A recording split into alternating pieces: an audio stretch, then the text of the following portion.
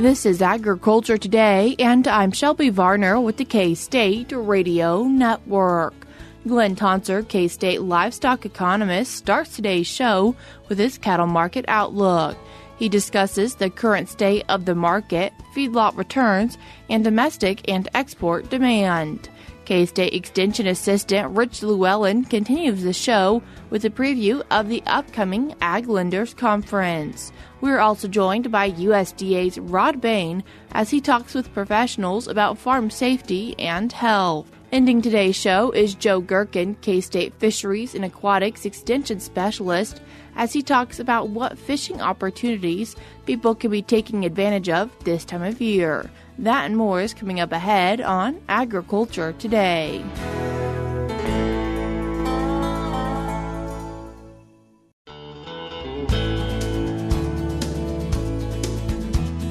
You're tuned in to Agriculture Today, and we start our Monday show with a cattle market update with K-State livestock economist Glynn Tonsor. Glynn, thanks for joining us today. My pleasure. Thanks for having me on. Glynn, what are we seeing for the cash cattle market? Yeah, this past week was, I would call it mixed in the markets. We have cash futures, box beef we can break down here, and you get a little bit different signals depending on which one of those we quote. You asked first on cash, so USDA AMS called fed cattle 5 market area price at 181. That was basically flat for the week, fairly low volume, nothing really to write home about, so to speak there. When you flip over to feeder cattle, even more low volume commentary comes to play. So AMS called the Pratt market steady to $4 higher on very low volume for heavyweights. There were some quotes that were $5 and even $10 per hundredweight higher on light animals, so think 450 pound, very few head. I wouldn't write home about that either because they were on low volume, so you shouldn't overreact to it. But 2 lots I noted here just for context for our listeners was 66 head, came in at 781 pounds, priced at $244. A heavier lot was 36 head, weighing 953, came in at $216. Those would be up from the prior week. But again, please note the sum of those 2 lots I gave you is 100 head, so we're talking low volume in those examples. And pretty common to have flat cash cattle markets this time of year? I don't know if common belongs in the ag commodity space ever here. I'm not surprised, I guess is probably the better way to put it, that this is it can be a calm period. We're after the holiday run. We're before the fall weaning run. In a minute, we're going to talk feedlot returns, and I think that's pressing some on these feeder cattle numbers.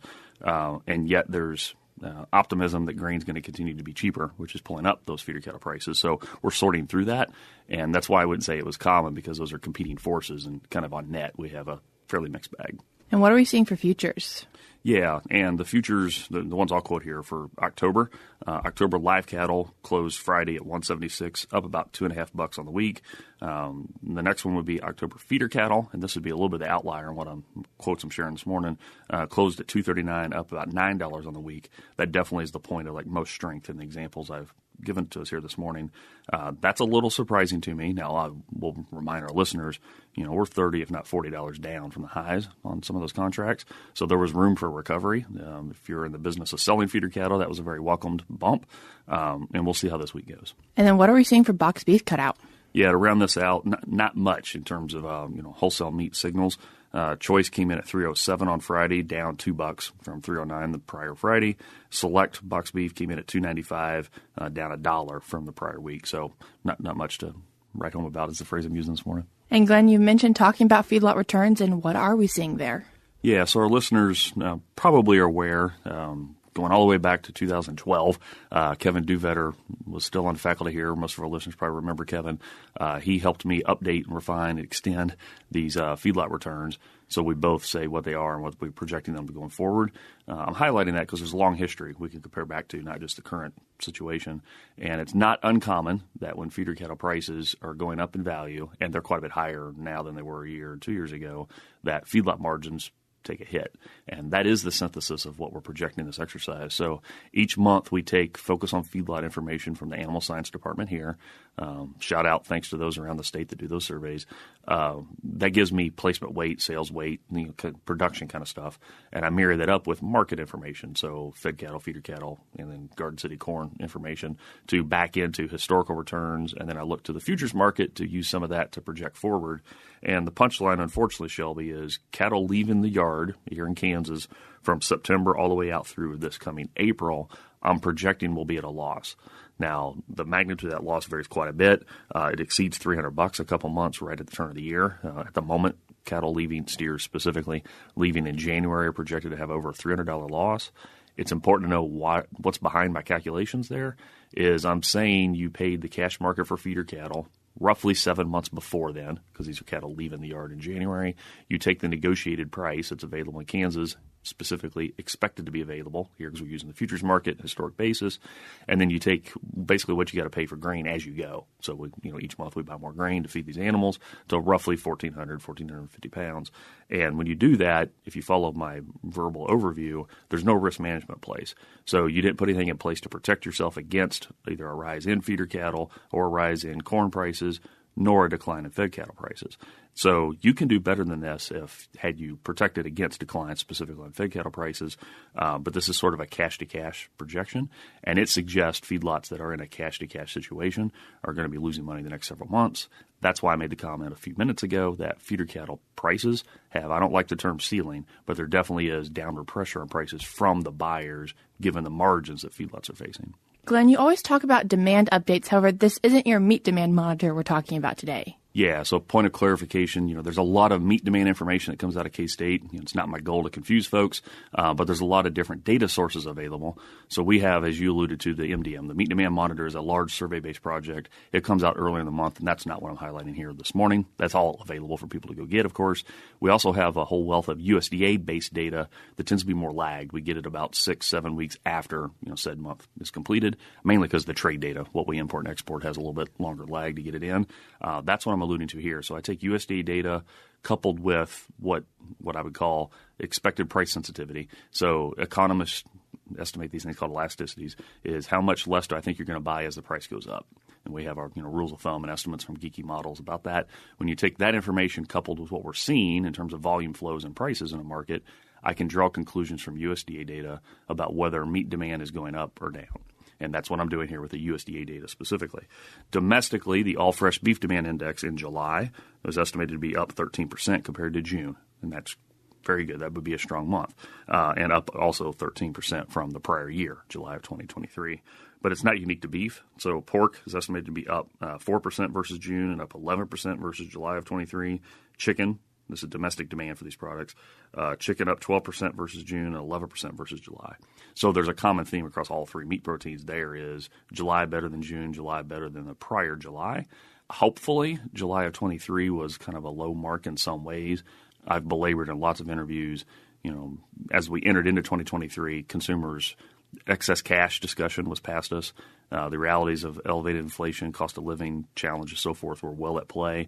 So there was lots of measures, including this one, that said demand was slipping as 23 concluded. Hopefully, to this point, July 23 was one of the low spots, and therefore when you're a year later, it looks better if you've grown some. And that's what it looks like was the case for July of 24. I know, we're sitting here in September, but sometimes you interject these things as, we look back at data as it comes in, and it's nice to confirm per this metric that July data suggests July demand was pretty good. And what about on the export side of demand? Yeah. So the other reason I use that USDA data is it's not just domestic. I can use trade data to say something about foreign demand for U.S. beef, pork, and chicken products. And in July, foreign demand was about 1% lower than it was in June for U.S. beef, but up over 20% compared to the prior year. So that one stands out big as, beef exports have been hitting a wall, so to speak, because of affordability challenges. Maybe that's better than it was the year before. Export demand for U.S. pork in July was 10% better than June, and chicken demand, or broiler demand more narrowly the way it's measured here, was down about 3% compared to the prior June. So we have a more mixed bag across the three species when it comes to foreign demand, and that reflects the fact that global supplies vary more across these three meats. The relative, percentage of trade that comes from the U.S. varies across these three meats and so forth. So for this, consumers are able to afford or have factored in paying for protein in their grocery shopping? So when we're talking exports, this would be like a Japanese consumer, Canadian consumer, Mexican consumer, so forth. And the punchline there is no big change on beef demand in those countries compared to June, but a big change compared to the prior July. So similar to my comment earlier that hopefully July of 23 was kind of a low point, is on a year-over-year change. We'll know as the months ahead come, we can compare to that. But hopefully as we progress through 2024, things continue to improve compared to 2023. And Glenn, what are some upcoming events where you might be speaking at? Yeah, so you're not talking here in the middle of September. I always like to plug these events to welcome people to come. These are wide open to the public. It's the Stocker Field Day here in Manhattan is always the end of September, so September 26th. I believe you can already go out to KSUB. If you can Google, and you will find Stocker Field Day's agenda.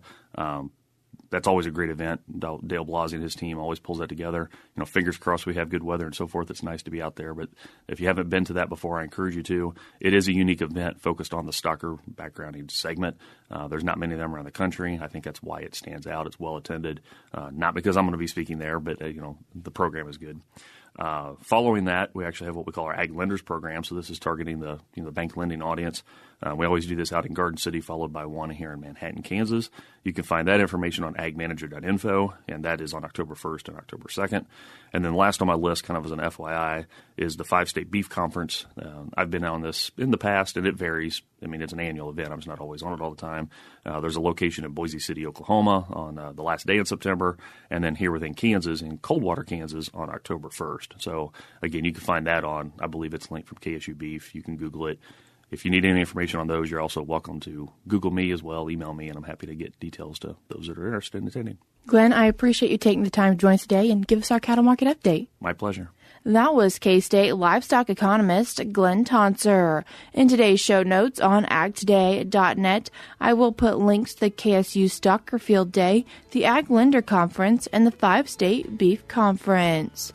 We're cutting to a short break now on Agriculture Today, but when we come back, we'll be joined by Rich Llewelyn as he shares more information about the Ag Lenders Conference.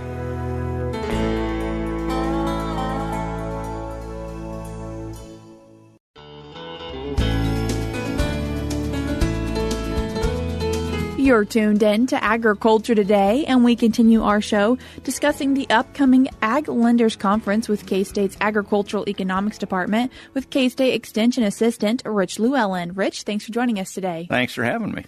Rich, what is this Ag Lenders Conference? Well, it's something we've done for quite a while. We have two of them, one in Garden City in the western part of the state and one in Manhattan. It's primarily for agricultural lenders, loan officers and stuff like that are interested in what's going on in the ag economy. And so we have 6 topics that will be a part of this program.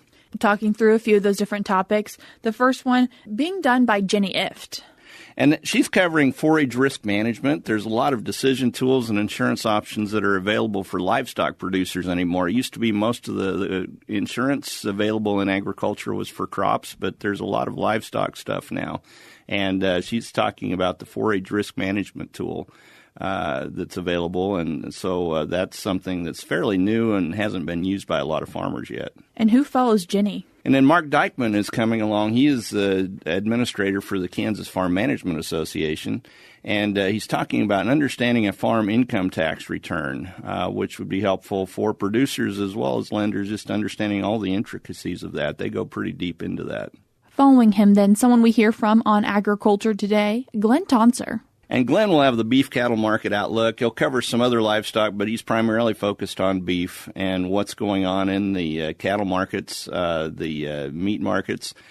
He's got quite a bit on demand as well, which he likes to take a look at. In addition to that, we'll go ahead and have the grain market outlook as well, the expectations and possibilities, some of the risks that are coming along, looking ahead into the next year.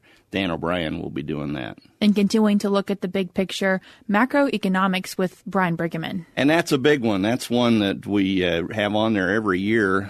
Brian will be looking at, especially right now, the interest rate movements. We're expecting a cut by the Federal Reserve Bank next week. And he'll be kind of looking ahead beyond that to what we can expect in that regard the rest of the year, as well as some of the employment recession issues that may be coming along for the economy. And who rounds out the Ag Lenders Conference? Well, Greg Eibendahl and Dan O'Brien will have their cash rental rates for Kansas. It's a projection for the next year, actually, so they're just coming out with those numbers now. And they'll be looking at what a tenant could pay, what they could afford to pay. Looking ahead to the next year, they're using average yields as well as expected crop prices. Obviously, we're in a lower price regime right now, and so they're going to try to estimate that by county for what approximately would be appropriate for the upcoming cropping year. Even though this conference might be directed towards a little bit more ag lender type people, is it okay for farmers and producers to come? Absolutely, and we generally do have some producers. We have crop insurance agents, agribusiness folks that attend as well. For people who are interested, when does this day get kicked off, and where are the different places that they could attend this conference? Garden City will be in person October 1st. It's at the Clarion Inn there in Garden City. And we usually have about 50 people or so that show up. We might even have a few more this year. The following day on October 2nd, that's a Wednesday, we'll be in Manhattan here at the International Grains Program Center. That's on Kimball Avenue right across from the football stadium. We'll also have a live stream online from that Manhattan location, and that's available to folks if they can't make it to one of the in-person locations. And what does registration look like? We have that available. It's through the agmanager.info website. You can find the Ag Lenders Conference on that, and there's a link there that would take them to the registration site. For in-person, it's $120 for the day, and for the online registration, that's $40. And Rich, is there an early registration that you encourage people to take advantage of? There is. We'd like to have those registrations by September 26th. After that, the fee goes up a little bit. It goes up $15 for in-person and $10 for online. But we will take registrations right up to the day of the meeting. And as always, if people are wanting to find out more information about this conference, how can they do that? The agmanager.info website, or else my email, rvl@ksu.edu. Rich, I appreciate you taking the time to join us today. Thanks for having me. That was K-State Extension Assistant Rich Llewelyn discussing the upcoming K-State's Ag Lenders Conference. The first conference is taking place October 1st in Garden City, Kansas, and then on the following day, the conference is taking place at the International Grains Program here in Manhattan, Kansas. On October 2nd, there will also be an online live stream version of the conference taking place at the IGP Center. If you're interested in attending, the in-person registration fee is $120 and the online fee is $40. If you get registered after September 26th, the in-person fee is $135 and the online fee is $50. These conference days do kick off around 8:30 and conclude around 2:30. You can get registered for this event by going to agmanager.info, and if you have questions, you're welcome to reach out to Rich at rvl@ksu.edu. I will link all this information in today's show notes on acttoday.net. Before we cut to a break, we're now going to be joined by USDA's Rod Bain, Dan Neenan of the National Education Center for Farm Safety, Scott Heiberger, and Melissa Plockelman of the National Farm Medicine Center as they discuss National Farm Safety and Health Week, which is the third week of September. This group of people discusses how they're approaching farm safety and health through education, resources, and awareness campaigns, such as the annual Farm Safety and Health Week.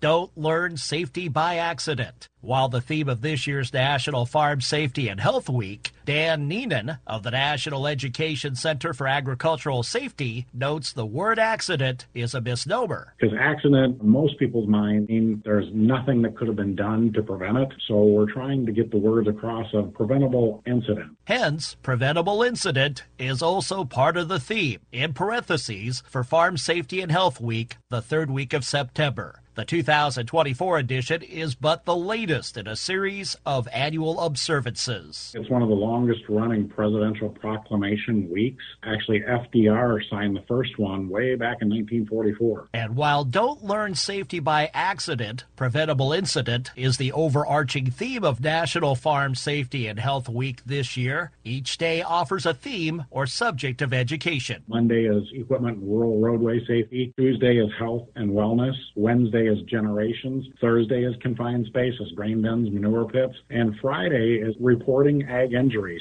So in terms of types of programming offered during the week, we partner with the AgriSafe Nurses Network on a series of webinars. There's 2 webinars per day that are set up throughout the week. We get a lot of calls from co-ops wanting to use the logo, the theme. We've got some FFA chapters that borrow some of our props. We always get folks that like to do some training during that week. So we will be out doing some grain bin rescue, some anhydrous ammonia emergency response. More information is available online at www.necasag.org. Click the link to National Farm Safety and Health Week. While the numbers of fatalities recorded in 2022, 417, is well below the numbers from 2 decades ago, it is the need to reduce annual farm fatality numbers further that drives safety professionals like Dan Neenan and Scott Heiberger of the National Farm Medicine Center. One of the big problems with any public health problem you're facing or public health situation, you need to know where you stand. You need the data. We call it injury surveillance, and it's a real challenge. That is what led the National Farm Medicine Center and partners at the Marshfield Clinic Research Institute almost a decade ago to create an entity, Ag Injury News. It's trying to help researchers, extension people, journalists, public health specialists, help them understand where the problems are so that you can focus interventions. Resources are limited and you can't tackle all problems at the same time, but if you can see where the most injuries are occurring, either geography, age, types of injuries, then you can kind of marshal your resources more effectively. That online resource can be found at www.aginjurynews.org. Heiberger's colleague at the National Farm Medicine Center, Melissa Plockelman, also contributes her expertise on farm safety education with numerous groups, with a focus on farm safety for children. This includes a collaborative effort by farm safety organizations in place since 1999, the Childhood Agricultural Safety Network. The CASN. And that organization is something that anyone who is interested in protecting youth on farms can get involved in. It's a network where we talk about what are the injuries that are happening, what are the trends that we're seeing, and then what are we doing to prevent those injuries and fatalities. And we share information with each other. That was U.S. Department of Agriculture's Rod Bain, and he was joined by Dan Neenan of the National Education Center for Farm Safety, as well as Scott Heiberger and Melissa Plockelman of the National Farm Medicine Center. The websites that they mention include necasag.org, aginjurynews.org, as well as cultivatesafety.org/KASN. Of course, I will link all of these in today's show notes as well on agtoday.net. We're cutting to a short break now on Agriculture Today, but stick around because when we come back, we'll be joined by K-State Fisheries and Aquatics Extension Specialist Joe Gerken.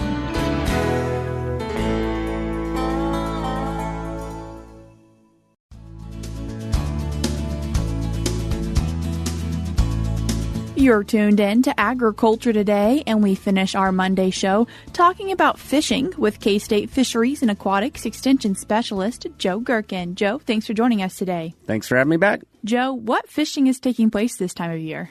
You know, when we pass Labor Day, it's kind of like the unofficial end to summer. And so I hear a lot of people tell me like, oh, fishing's over for the season. And this is an absolutely fantastic time of year to be out and be fishing. So I just wanted to chat a little bit today about some of the opportunities that still exist, some of the fun fall activities we get to do, and then maybe pique some interest, get excited for the winter season right around the corner. So what are fish doing this time of year? So there are different opportunities. And so thinking about some of the warm water fish, so fish like wipers or white bass that we've been catching in shallow habitat, they're going to start as the water temperatures decline over the next month or so. They're going to start moving to some deeper habitats, but they're going to become more aggressive. So it's going to be fun fishing out there going after those aggressive fish. What do you mean by aggressive? Sure. So, when I say an aggressive fish, I just mean like that fish is really going to want to be eating as much as it can. So it's going to see bait fish swimming by or imitation bait fish, so our lures,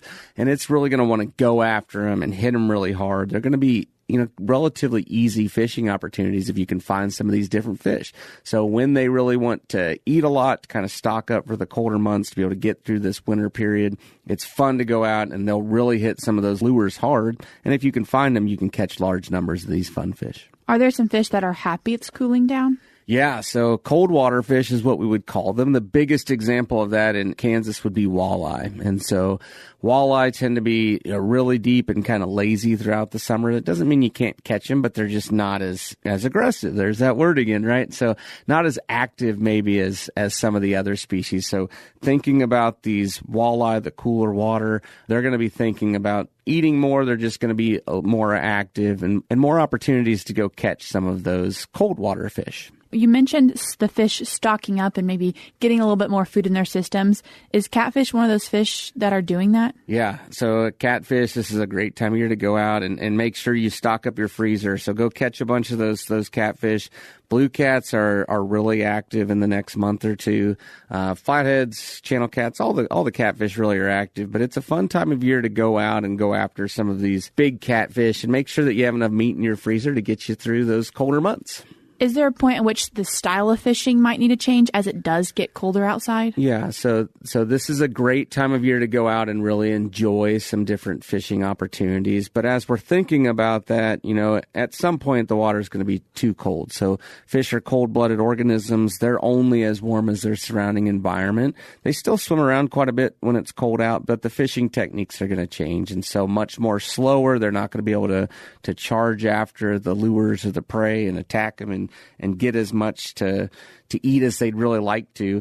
And so thinking about what we're going to do when that water gets cold, slowing down some of those fishing presentations and thinking about maybe targeting some different fish. What are some of those different fish that people might be going out to look for when it is colder out? One of the big seasons that we have is trout season in Kansas. And so sometime around November or December, Kansas Department of Wildlife and Parks stock a lot of rainbow trout throughout a lot of different bodies of water in Kansas. And so that provides the opportunity, as long as you have a fishing license and a trout stamp, to go out and catch some of those fish that otherwise you wouldn't be able to see in Kansas because they can't survive the warm water that we see during the summer months. So thinking about trout fishing or, maybe changing habitats too, making sure that you're fishing in some of the different environments that winter might present. And while it's still warm enough that ice isn't really a possibility outside, what might people want to think about when it does come to ice fishing? Yeah, ice fishing is another great thing to look forward to. So